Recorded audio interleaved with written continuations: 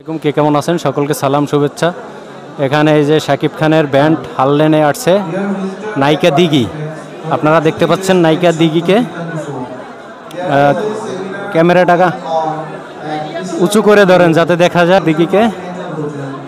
এখানে শাকিব খানের ব্যান্ড হারলেনের বিভিন্ন প্রোডাক্ট দেখতেছে নায়িকা দিঘি,